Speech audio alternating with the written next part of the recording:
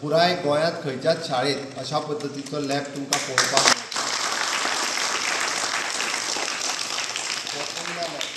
STEM is S for science, E for the engineering, T for the technology, and maths, M for the maths. STEM,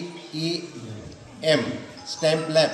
म्हणजे science, technology, engineering आणि maths हा lab आमी हांगासर establish करता आसतना भुरग्यांच्या तकलेंत कंटिन्युअसली सायन्स सब्जेक्ट वचपाक जाय, टेक्नॉलॉजी आनी इनोवेशन तांकां कंटिन्युअसली कळपाक जाय, इंजिनियरिंगा कडेन ती एट्रॅक्ट जावपाक जाय आनी मॅथमॅटिक्स हो तांच्या आवडीचो सब्जेक्ट जावपाक जाय.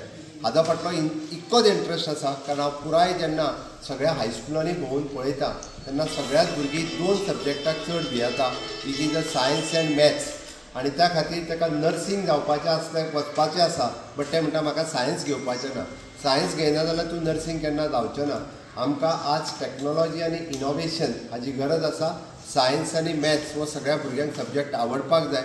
हांव अशें म्हणना आर्ट्स आनी कॉमर्स हे दुय्यम स्थान अशें न्ही, बट तरी सुद्दां जो पर्यंत भुरग्यांक मॅथमॅटिक्साची आनी सायन्साची आवड जावची ना तो पर्यंत फुडलें सर्वायवल ना.